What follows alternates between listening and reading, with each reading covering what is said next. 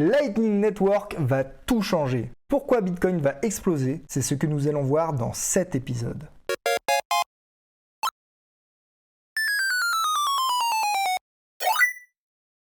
La première personne qui a répondu à Satoshi Nakamoto une fois qu'il eut dévoilé le projet Bitcoin a répondu « Nous avons vraiment besoin d'un tel système.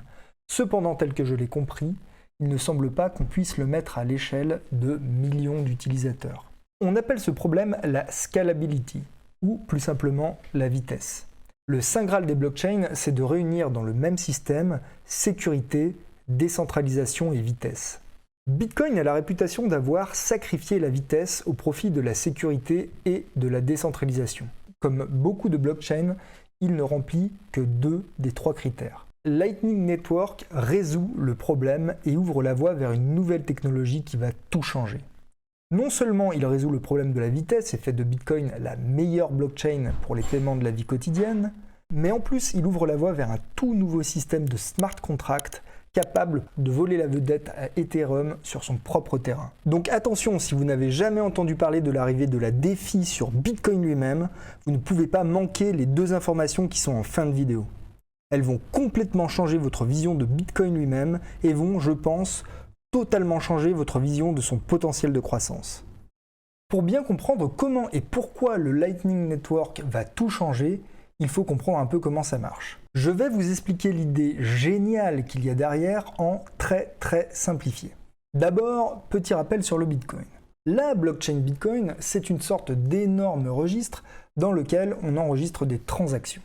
On les enregistre par paquets de petits fichiers d'1 mégaoctet toutes les 10 minutes environ.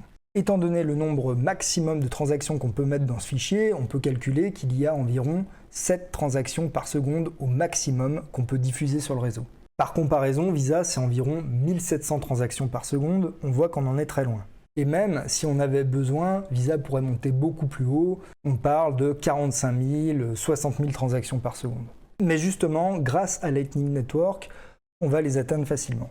Un réseau de mineurs est chargé de vérifier si les transactions que vous décidez d'écrire sont valides. C'est-à-dire si vous êtes bien propriétaire de votre compte et si vous avez bien les bitcoins que vous voulez dépenser sur votre compte. Et pour ce travail, l'algorithme lui-même les rémunère en bitcoin justement. Donc, pour pouvoir dépenser des bitcoins, il faut en avoir sur son compte. Mais dans le jargon, on appelle plutôt ça une adresse. Ça ressemble à ça. C'est comme un numéro de compte en banque. Il vous suffit de connaître l'adresse de quelqu'un pour pouvoir lui envoyer des bitcoins. Maintenant, afin de pouvoir payer quelqu'un, vous l'avez compris, il va falloir faire appel aux mineurs pour enregistrer dans le grand registre qu'on appelle la blockchain une transaction. On appelle ça diffuser une transaction. Pour ce faire, vous allez devoir prouver aux mineurs que vous êtes bien le propriétaire de votre compte. Et pour cela, ils vont devoir vérifier que vous connaissez le mot de passe de votre compte. C'est ce qu'on appelle votre clé privée. Elle se présente souvent sous une forme de 24 mots anglais qu'on appelle la seed phrase, c'est-à-dire la phrase graine. Cette phrase graine est en réalité un truc qui permet de calculer votre mot de passe et qui est plus facile à retenir qu'une infâme suite de chiffres et de lettres, mais passons. Comme vous ne pouvez pas révéler votre mot de passe aux mineurs, qui pourraient à leur tour vous voler tous vos bitcoins, il y a une astuce. Cette astuce est très importante à comprendre. Ce que vous donnez aux mineurs, c'est non pas votre mot de passe, mais une sorte de mot de passe à usage unique, calculé grâce aux différents paramètres de la transaction. Votre adresse, l'adresse du destinataire, le montant, mais aussi et surtout votre mot de passe secret. Via un petit algorithme, les mineurs sont capables de voir que ce mot de passe secret a bien été utilisé pour créer le mot de passe à usage unique. Cependant, personne n'est capable de déterminer quel est votre mot de passe secret. Ils sont capables de voir que vous connaissez le mot de passe secret sans eux-mêmes le connaître. Grâce à cette astuce cryptographique, c'est pour ça entre autres qu'on appelle ça des crypto-monnaies, ils sont capables de savoir que vous êtes propriétaire du compte bien qu'ils ne connaissent pas votre mot de passe. Donc on résume, mettons que vous vouliez acheter un café à Marc et qu'il accepte les bitcoins. Allez, 3 € le café disons. Pour envoyer vos 3 € de bitcoin à Marc, vous avez besoin de diffuser une transaction sur le réseau pour qu'elle soit inscrite dans la blockchain, le grand registre. Pour diffuser cette transaction sur le réseau, vous avez besoin d'un mot de passe à usage unique qu'on appelle une signature. Et cette signature à usage unique, votre ordinateur ou votre téléphone par exemple, va la calculer à partir de votre mot de passe secret et des paramètres de la transaction. Bien, maintenant, quelle est l'idée géniale qu'il y a derrière le Lightning Network? Quand on a bien compris le mécanisme que je viens d'expliquer, l'idée est assez simple. Finalement, si plutôt que de diffuser ma signature sur la blockchain, ce qui est lent et coûteux, aujourd'hui par exemple, c'est genre 2-3 euros. On voit bien que c'est des frais bien trop chers pour un café. Je pourrais dire à Marc, regarde Marc, voici la signature de la transaction. Tu peux la diffuser quand tu veux. En quelque sorte, pour Marc, avoir la signature de la transaction en main, c'est presque comme avoir les 3 euros de Bitcoin lui-même. L'idée géniale, c'est ça. C'est qu'on peut s'échanger des signatures qu'on peut diffuser à tout moment. On n'a pas besoin de se faire confiance l'un l'autre. C'est trustless, comme on dit dans le jargon. Il sait combien j'ai sur mon compte, car le registre de la blockchain est public. Il sait également que la signature est valide. Comme le mineur, il peut la vérifier en faisant le petit calcul en quelques dixièmes de seconde avec son ordinateur. C'est presque instantané et on n'a pas besoin du réseau pour ça. C'est gratuit. Tant qu'on ne diffuse pas la transaction sur le réseau, on n'a pas besoin de payer les frais des mineurs. C'est totalement privé. Il n'y a que Marc et moi qui savons que j'ai donné cette signature à Marc. Ce n'est écrit nulle part, ni sur la blockchain ni ailleurs. Et techniquement, il est impossible à quiconque de m'empêcher de donner une signature à Marc. Donc, on ne peut pas censurer ce genre de transaction. Maintenant, et vous l'avez déjà compris, il y a quand même un petit problème dans tout ça. Si tout à coup, et sans le dire à Marc, je diffuse une transaction qui vide mon compte vers un autre de mes comptes, par exemple, la signature de Marc ne sert plus à rien. Il pourra la diffuser sur le réseau, mais comme je n'ai plus aucun Bitcoin à mon adresse, elle va échouer. Mais depuis la dernière mise à jour de Bitcoin, SegWit, en juin 2017, entre autres et comme par hasard, il est possible de faire plein de trucs cool, comme résoudre ce problème par exemple. Bon, en fait, c'est pas un hasard, ça a été complètement fait dans ce but. Alors, pour résoudre ce problème, on va créer entre Marc et moi ce qu'on appelle un channel. Qu'est-ce que c'est? Eh bien, c'est une sorte de compte joint. Sur cette adresse, je vais par exemple mettre 3 bitcoins et Marc 1 bitcoin. Si on clôt ce compte joint, chacun récupère sa mise et tout va bien. C'est assez simple finalement. Par contre, en s'échangeant des signatures entre Marc et moi, qu'on peut diffuser à tout moment sur le réseau si on a envie, on peut mettre à jour cette balance. Si j'achète un café à Marc, ma balance sera réduite de 3 euros en BTC et la sienne sera augmentée de 3 euros en BTC. Tant que ce canal reste ouvert entre nous deux, on peut s'échanger de manière gratuite, instantanée et totalement privée un nombre illimité de transactions. Jusqu'à ce que, évidemment, par exemple, ma balance arrive à 0 et qu'il faut que j'apporte à nouveau du Bitcoin sur le compte commun. Ou bien que l'un de nous deux décide de récupérer ses Bitcoins, pourquoi pas. Dans ce cas-là, l'un des deux diffuse la dernière mise à jour de balance qu'on s'est échangée, on récupère chacun nos Bitcoins et on est content. Donc si on résume vraiment de manière ultra triviale et directe, on a dû payer une transaction pour ouvrir le canal, on a dû payer une transaction pour fermer le canal éventuellement, et entre-temps, toutes les transactions étaient gratuites et instantanées. Maintenant, disons que Marc vend également des cafés à Elodie, et que Elodie, elle, vend des gâteaux. Techniquement, si j'ai envie d'acheter un gâteau à Elodie, j'ai pas besoin d'ouvrir un canal avec Elodie. Il me suffit de faire transiter les fonds via le canal de Marc. D'ailleurs, Marc ne peut pas garder les fonds et ne peut pas non plus savoir que l'argent est destiné à Elodie. Elodie pourrait très bien elle-même le transmettre à quelqu'un d'autre, etc. Chaque participant du réseau, d'ailleurs, ne peut pas savoir qui est l'émetteur et le récepteur final du réseau. Tous les participants au réseau peuvent se transférer des fonds de proche en proche. Le tout de manière anonyme et instantanée. Et le réseau va toujours choisir le chemin le plus court. C'est d'ailleurs pour cette raison qu'on l'appelle Lightning, ce qui signifie éclair. Si on a bien compris ce que je raconte, on voit que Bitcoin, grâce à Lightning Network, est plus rapide que Solana et tout aussi privé que Monero. C'est-à-dire respectivement la 7e crypto-monnaie et la 40e crypto-monnaie en termes de capitalisation à ce jour. L'une comme l'autre en sont là d'ailleurs principalement grâce à ces caractéristiques. Et ce n'est qu'une question de temps avant que les gens se rendent compte que Lightning Network fait parfaitement ce travail. Maintenant qu'on a compris pourquoi c'est cool, moins les 2 informations que je garde pour la fin de la vidéo, on va regarder un petit peu l'adoption via les données on-chain. Lightning Network démarre vraiment en février 2018. Ce jour-là, le gars qui avait fait le premier achat physique avec des bitcoins en 2010 2 pizzas pour la somme de 10 000 BTC. Je vous épargne les maths, ça fait environ 650 millions d'euros. On n'est pas à 10 millions près, bon voilà. À acheter également pour le style de pizza avec le Lightning Network. Et ça marque vraiment le début du réseau. On se rappelle donc Segwit, la mise à jour qui avait rendu ça possible, arrive en juin 2017. Le timing est assez intéressant parce que, comme on peut le voir, c'est en plein milieu du bull run, vers les 2000 $ et il se terminera 6 mois plus tard, vers les 20 000 environ.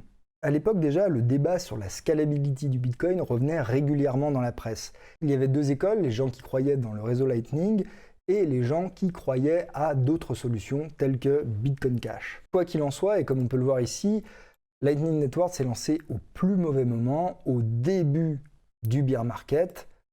On peut le voir plus exactement en zoomant comme ça et voir que effectivement on se lance ici au moment où tout le monde commence à perdre confiance dans le Bitcoin, où la presse répète que ça ne marchera jamais, que c'est une arnaque, que c'est une pyramide de Ponzi, que la bulle éclate et que c'est bien la preuve qu'on vous l'avait bien dit, il fallait pas acheter. Bref, le plus mauvais moment possible pour lancer un projet crypto.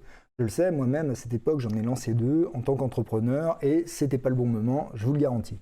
Pourtant, à l'échelle d'un projet informatique tel que ce réseau, le temps qui sépare Segwit du lancement du projet est assez rapide. Avec notre petite explication, on a vu qu'il était impossible de connaître le nombre de transactions, non seulement le nombre de transactions entre moi et Marc, mais aussi impossible de savoir si j'avais même fait une transaction avec Elodie ou pas. Par contre, on peut connaître 2 choses essentielles. Déjà, le nombre de participants au réseau, le nombre de gens qui ont créé des comptes joints, c'est ce qu'on appelle le nombre de nœuds, et aussi le nombre de bitcoins bloqués dans des comptes joints. Là, on a un graphique qui représente le nombre de participants au réseau, le nombre de nœuds. On voit que ce graphique augmente de manière exponentielle. C'est-à-dire que non seulement il y a plus de participants au réseau chaque jour, mais que la vitesse à laquelle le réseau gagne des participants chaque jour accélère elle aussi. Et c'est tout à fait normal.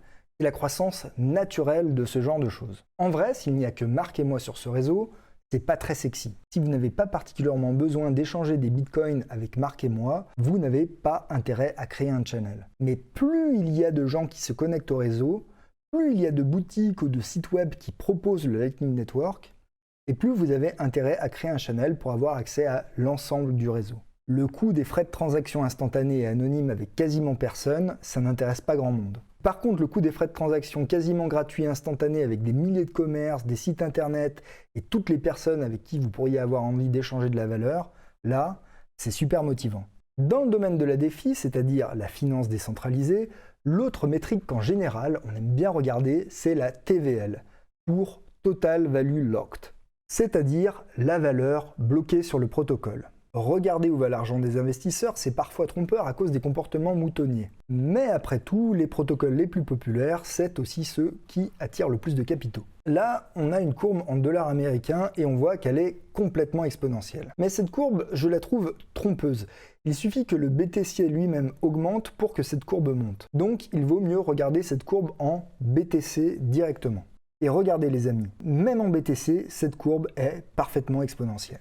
Le réseau attire de plus en plus de gens, de plus en plus de BTC, de plus en plus vite. Alors cette courbe, je trouve, représente plutôt bien l'historique de l'adoption du réseau jusqu'à aujourd'hui. C'est-à-dire des débuts difficiles, une longue période de stagnation et littéralement une explosion en 2021. Et un autre fait absolument spécial à remarquer, contrairement à la plupart des protocoles DeFi, quand Bitcoin a crashé de la mi-mai à la mi-juillet 2021, il a quand même perdu 50%, il n'y a eu aucun impact, au contraire, sur le nombre de bitcoins bloqués dans le protocole. On a le sentiment que peu importe le prix du bitcoin, ils y resteront bloqués alors qu'ils peuvent sortir à tout moment. Et donc ça, c'est des bitcoins qui n'iront pas se vendre sur le marché, qui sont extrêmement peu liquides et donc qui ne tireront jamais le prix du bitcoin vers le bas. Plus il y a de bitcoin dans ce protocole, et plus c'est bullish. Maintenant, pour être tout à fait honnête, 3000 BTC, c'est rien. C'est pas ça qui va changer le prix du bitcoin ou quoi. Depuis le début de BTC, il y a 19 millions de BTC qui ont été émis. Et 3000 BTC, c'est une baleine tout au plus. Donc le réseau dans son ensemble, pour le moment, il est insignifiant. Mais je dis bien pour le moment, parce que s'il croît et qu'il croît beaucoup, là, ça va complètement changé la donne. On parle de l'adoption de Bitcoin dans le monde réel pour les paiements, ce qu'on attend depuis des années et des années. Alors maintenant, je ne vais pas vous bombarder d'articles de presse qui parlent de Lightning Network et de à quel point il y a de l'effervescence autour du sujet. Je pense que vous-même, si vous cherchez, vous en trouverez plein. Mais je vais plutôt en retenir 3 qui me semblent énormes. La première, c'est grâce à cet homme, donc le président du Salvador, qui a décidé de rendre le Bitcoin cours légal dans son pays. C'est-à-dire que un peu tout le monde est obligé d'accepter le Bitcoin. On peut payer ses impôts en Bitcoin, on peut aller au marchand de glace et payer en Bitcoin, etc. Et là, ce que vous voyez, la personne qui est en train de payer au Starbucks en Bitcoin, ça se fait via le Lightning Network. Alors évidemment, un pays entier qui s'y met, même un petit pays, ça crée une adoption folle. Ce qu'il faut comprendre, c'est qu'autour de BTC, il y a 2 gros enjeux au Salvador. Déjà, il y a beaucoup de gens qui n'ont pas accès à des comptes en banque parce qu'ils sont trop pauvres. Et là, ils vont pour la première fois avoir accès à quelque chose qui s'apparente à un compte en banque. Donc, une extrêmement bonne nouvelle pour eux. Également, et comme c'est un pays très pauvre, il y a le même phénomène qu'avec les Indonésiens, les Philippins, les Thaïs, et aussi beaucoup de pays d'Amérique du Sud. Beaucoup de ces gens-là immigrent vers des pays riches afin de faire des petits boulots, et ils renvoient une partie de leur salaire au pays, et c'est une énorme source de revenus pour le pays. Alors d'habitude, ils font ça avec Western Union par exemple. Western Union, c'est pas mal de frais, mais si vous voulez envoyer de l'argent à quelqu'un qui n'a pas de compte en banque, justement, eh bien, ça lui permet de retirer l'argent directement en cash. Et là, on imagine que les Salvadoriens qui travaillent peut-être aux États-Unis, au Canada et qui envoient de l'argent chaque mois à leur famille, s'ils peuvent le faire avec le Lightning Network, c'est-à-dire de manière instantanée et sans frais, c'est quand même cool. Et c'est sans doute la raison principale de l'augmentation du nombre de BTC à l'intérieur du réseau. Et même si la loi a été votée pendant l'été, etc., c'est qu'au niveau de septembre là qu'on voit réellement les choses fonctionner pour de vrai. Et cet énorme cas d'utilisation, vraiment, ça prouve que le réseau marche, il n'y a pas de problème, que c'est fonctionnel. L'autre raison qui fait penser que ce réseau a vraiment de beaux jours devant lui, c'est à cause de cet homme, Jack Dorsey, qui est le CEO, le PDG, si vous voulez, de Twitter.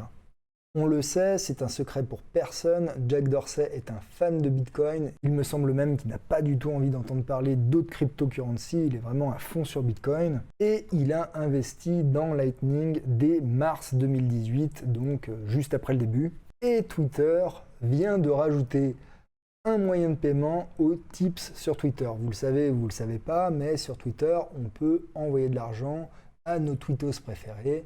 Pour ce faire, il faut qu'ils aient ajouté une méthode de paiement dans leurs paramètres. Et là, tout à coup, Twitter vient d'ajouter Bitcoin et Bitcoin avec le Lightning Network.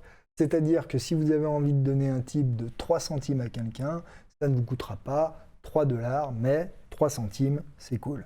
Et donc du coup, je pense que le Salvador et Twitter sont des cas d'utilisation qui vont donner un potentiel de croissance énorme au réseau. Alors les exchanges, les bourses crypto si vous voulez, s'y mettent aussi. Pas encore les plus grosses, on n'a pas Coinbase, on n'a pas Binance, mais on a quand même Kraken, OKEx et Bitfinex qui sont compatibles Lightning Network, et ça c'est quand même déjà le début d'une adoption qui est en train d'exploser, quoi. Alors quand même, pour être parfaitement honnête avec vous, je dois vous donner 2 ou 3 petits problèmes avec le Lightning Network, parce que oui, il y a des problèmes. Le premier problème, c'est que si vous voulez transférer une grosse somme d'argent via ce réseau, vous devez passer via des intermédiaires, c'est évident. Si c'est pour des petits montants, pas de problème, n'importe quel nœud pourra faire l'affaire. Mais pour des gros montants, seuls des nœuds qui ont des montants supérieurs aux vôtres peuvent transférer votre paiement. Et ça peut générer de la centralisation en fait. Et tout ce qu'on veut éviter dans la crypto-monnaie généralement, c'est de ne pas être assez décentralisé, parce que sinon ça veut dire qu'on a des points qu'on peut attaquer et qu'on peut faire tomber. Et ces points donc du coup peuvent mettre à mal le réseau. Et nous on veut un réseau résistant, un réseau qui n'est pas attaquable facilement. Alors bien sûr, à mesure que les choses avancent, ce genre de critique a tendance à s'amenuiser. Pourquoi ? Parce qu'elle a tendance à être de moins en moins vraie. Et on le voit, de toute façon, on est au début du réseau, donc on va bien voir comment ça va évoluer. En plus de ça, on pourrait imaginer que certains paiements puissent passer par plusieurs chemins. Pourquoi pas? La technologie n'est pas figée, elle peut évoluer, elle peut s'améliorer. Maintenant, si avoir des paiements intraçables sur Bitcoin lui ajoute de la valeur intrinsèque, il y a un prix à payer, il y a un pendant. Et comme on le voit depuis des années pour Monero, qui est constamment la cible d'attaque des gouvernements, des organismes de régulation, et là on le voit de l'administration fiscale des États-Unis, le Lightning Network, bien qu'il soit très petit encore à l'heure actuelle, attire déjà les regards. Il y a déjà une mise à prix pour la personne qui arrivera à ce que l'administration fiscale considère comme un problème, c'est-à-dire protéger la vie privée des gens. Pour eux, c'est un problème, évidemment. Et voici l'heure des 2 informations bonus qui pourraient faire exploser la valeur intrinsèque du Bitcoin et donc à terme son prix. La première, c'est que le Lightning Network, en fait, n'est pas une technologie qui est spécialement attachée au Bitcoin à tout prix. La plupart des blockchains fonctionnent avec ce mécanisme de signature et il n'y a pas beaucoup de caractéristiques pour qu'une blockchain soit finalement compatible avec le Lightning Network. On pourrait donc imaginer que le Lightning Network devienne à terme le carrefour d'interopérabilité de toutes les blockchains, plutôt que ce soit ThorChain ou Ren ou d'autres bridges qui permettent cette interopérabilité. On pourrait évidemment peut-être passer par le Lightning Network. Et étant donné que c'est Bitcoin qui démarre avec le Lightning Network et que c'est aussi Bitcoin qui détient la plus grosse capitalisation, Bitcoin pourrait un peu avoir le rôle du dollar américain dans cet écosystème. C'est-à-dire que si vous voulez échanger 2 coins qui n'ont pas vraiment de liquidité entre eux, on pourrait imaginer que Bitcoin joue le rôle de tampon et qu'on ait par exemple, je ne sais pas moi, une pool de liquidité Bitcoin LTC et puis une pool de liquidité Ethereum Bitcoin et que quand on veut échanger des LTC contre des Ethereum, eh bien on passe par Bitcoin. Imaginons que si Bitcoin est effectivement la monnaie la plus répandue sur le réseau, c'est elle aussi qui aurait le plus de valeur.